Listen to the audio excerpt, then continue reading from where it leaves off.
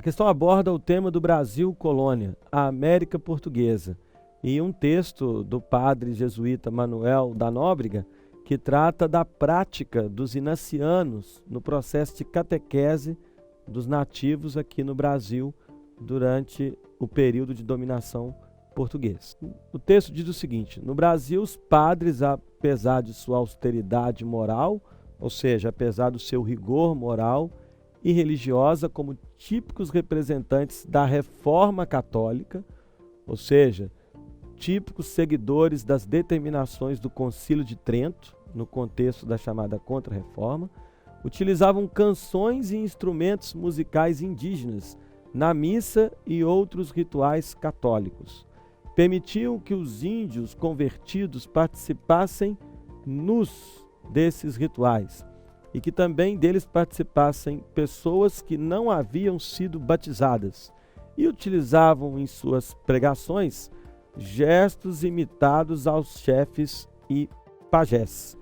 Então o trecho fala das práticas dos padres jesuítas aqui no Brasil para atingir o objetivo que era a expansão do cristianismo. Aí a questão, com seu enunciado, pede o seguinte: o trecho anterior apresenta algumas práticas das ordens religiosas do período colonial brasileiro, que se mostraram, letra A, conectadas com a ortodoxia da Igreja Romana, que precisava frear a reforma protestante.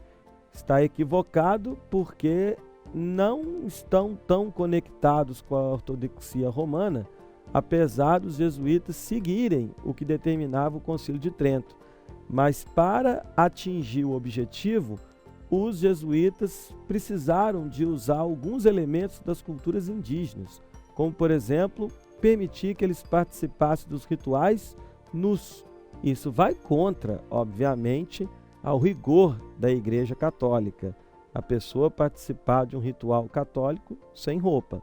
Então, portanto, letra A está falsa. A letra B afirma o seguinte: as práticas das ordens religiosas se mostraram alheias às condutas dos índios, que deveriam ser convertidos em novos fiéis para a Igreja Católica.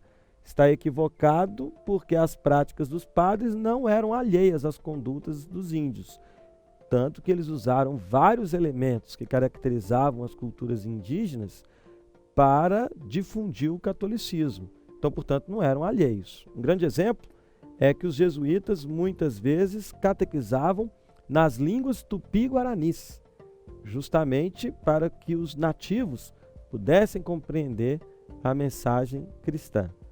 A letra C diz que as práticas das ordens religiosas se mostraram preocupadas com a cultura dos nativos, que deveria ser preservada para as próximas gerações. Apesar de haver essa preocupação, os padres querem acabar com as culturas nativas e não preservá-las. O objetivo da ação dos jesuítas aqui na América era eliminar as culturas indígenas e impor a cultura católica europeia. Falsa. A letra E. Padres estavam dispostos a se aliar com as lideranças indígenas, o que garantiria a essas ordens legitimidade política. Os padres fizeram muitas alianças com as lideranças indígenas? Fizeram. Os padres imitavam gestos dos chefes indígenas? Também. Mas os padres não querem legitimar essa liderança política. Pelo contrário, os padres atuam aqui na América para legitimar as lideranças europeias e não as lideranças nativas.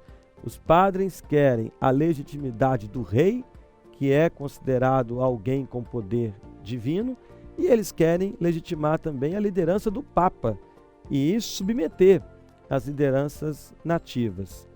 Então, restou a letra D de dado como alternativa correta, que afirma que as práticas das ordens religiosas se mostraram maleáveis com os indígenas, envolvendo-se no cotidiano deles, para facilitar a evangelização, a catequese verdadeira, porque, como disse o texto, os padres usaram muitas das práticas nativas, inclusive as línguas, para transmitir a cultura cristã europeia, Daí dizer que os jesuítas foram maleáveis, um pouco flexíveis em alguns momentos. Por isso, a ação dos jesuítas aqui no Brasil, apesar de ser uma ação de imposição da cultura europeia, ela resulta no sincretismo, nos quais as práticas do catolicismo se misturaram a práticas do cotidiano das populações nativas da América. Então, portanto, letra D de dado responde a questão.